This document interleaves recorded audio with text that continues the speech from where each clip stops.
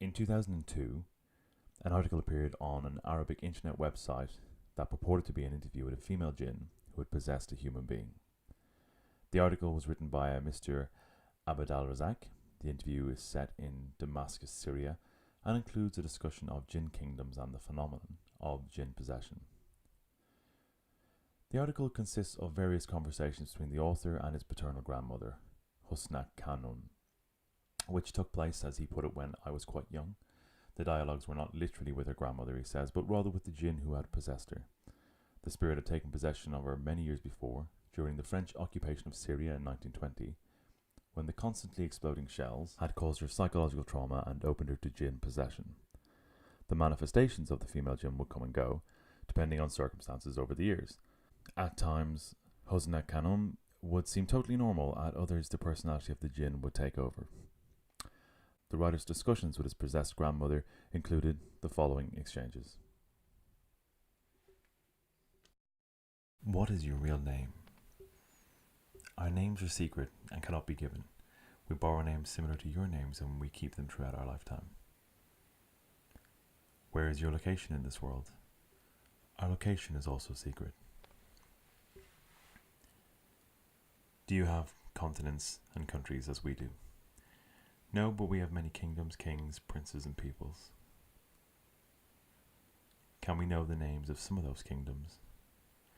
We describe our kingdoms in terms of colours to bring the concept closer to your understanding. So we say the red jinn, the blue jinn, and the yellow jinn, but in reality these colours are expressions of differences amongst us.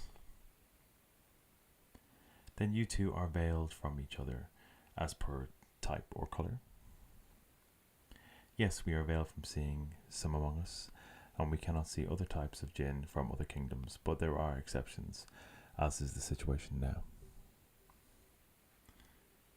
Husna Khanum, what is your position in your world? I am the daughter of the Red Jinn King, who still reigns over our kingdom. How old are you? 27 years old. Are you married? No, not married, for your grandmother, i.e. the person talking to the writer, doesn't leave me with much free time. She summons me often to come cure people and solve problems arising from jinn. I know you are a Muslim. Do you have other religions? Yes, we have converted to Islam along with humans and have entered into this holy religion. We have other religions, and we have infidels. We are much like you in this respect. How are you able to enter our world?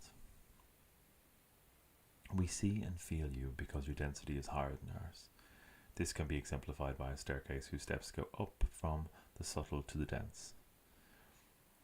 This is as regards the physical formation. The basic structure of humans contain all the steps of this staircase, but your sciences have still not attained even a minimal knowledge of the real structure of the human being. Till now, we were unable to interact with you in a good way except through you, i.e. by entering your bodies. Can you explain to me how you enter our bodies? We enter the human body during one of the moments of its life, and at a certain state of it. What do you mean by a certain state? I mean when the soul splits from the body for a period of time, and then we open a loophole through which we can enter. When does the soul split from the body? Many are the states in which the soul splits from the body, other than death, of course, i.e. temporary splitting, such as during dreams that occur in sleep. The hero of this kind of dream is the soul, or the astral body, that goes out and flies away. That means you enter when the human dreams. No, of course not. We can't reach someone through these exiting of the soul. If this were the case, it would be easy to enter all human bodies. Then which state are you talking about? There are many states, quite a lot of them, such as a coma resulting from shock, a fall or a crash, or those that occur due to extreme panic or terror. All such states, in addition to the psychological state of the targeted person, are suitable for entering a person. Are there targeted persons? Yes, due to our structure, we can see you without you being able to see us.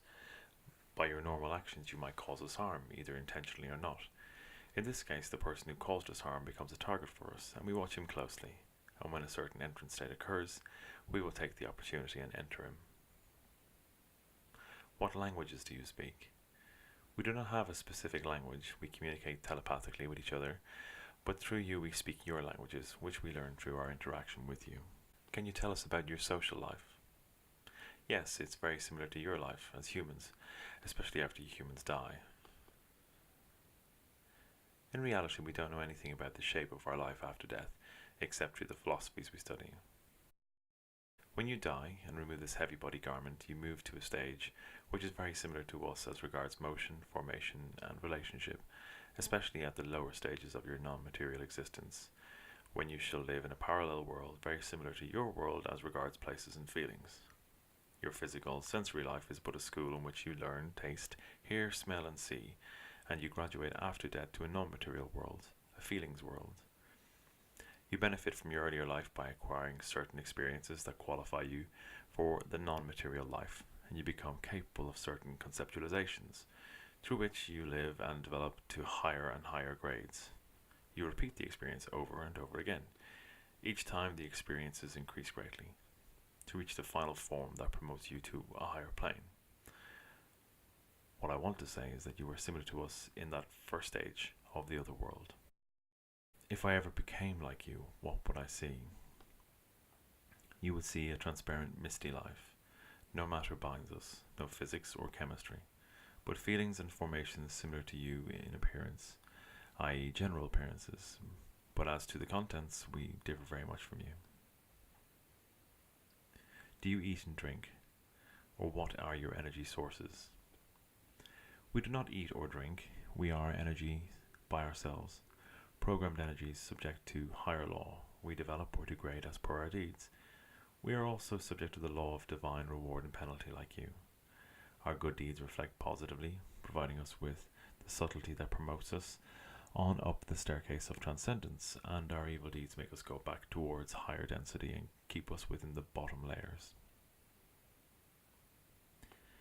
Why do you call the inhabitants of lower order worlds, despite the fact that you, especially the believers among you, have, as I understand it, a composition similar to angels? We have been described by this term, lower order, for an important reason. The reason is not our position in the universe, as some would think. It is because we are below you in density. As I said before, it is a reverse staircase for us. But for you, the staircase is not reversed, and here lies the secret. Had the staircase been not reversed, the Djinn would have been humans in advanced stages, i.e. transcending the material state, thus becoming angels, as you said. Am I to understand that when you develop and are promoted, you go down, or is it the opposite? Not spatially, as you understand it. You humans are very much bound by matter, in addition to time and space. The gist here is that we as Djinn and you as humans have free will, the ability to choose good or evil, and this is what distinguishes us both. But each of the two species has its direction, not spatially as you imagine, but mentally. We develop in a certain direction and you develop in an opposite direction. We live in the first stage as neighbours and talk to each other, as if we are undergoing an examination in the same school, but each in his own class. And at the end of this test, each of us exits through a separate door. We and you are a basic condition for the existence of this school, and while we are similar to you at one stage of your transitional stages, this does not mean that we mix with you after evolving. Many times I've heard about or seen human males or females possessed by Djinn who go into convulsions and break down psychologically. This leads people to claim that all those who have relations with you are mentally ill, especially in the first stages. Can you explain this? Can you imagine a watermelon entering you through your nostril? What torture that would be. It isn't easy for a foreign body to enter into the structure of another body. The torture affects both parties, the host and the hosted, but in different degrees. The Djinn has a different consciousness, mind and environment, etc., and enters the body that is not parallel in structure, and this is what causes the torture and misery, especially in the first stages. Then why do you enter these bodies? For us, these bodies are a window of relief. The Djinn who enters a human is fortunate and enjoys beautiful periods of his life, giving much of his time and energies in the service of humans. Why do cases of Djinn manifestation or possession occur so frequently only in our regions, or, to use a better phrase, in underdeveloped societies? Why not in America or Europe, for example?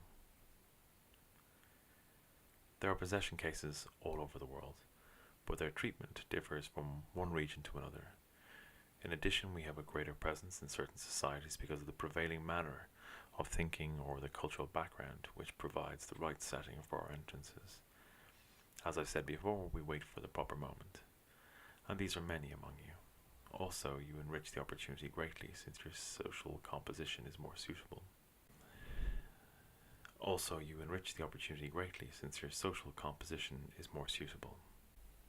And that's the end of the transcript. If you have any comments, please leave them below. And if you have any interesting research or work about the Djinn, by all means do message me. I'm interested in finding out more about this interesting subject. Thank you, and subscribe for some more videos.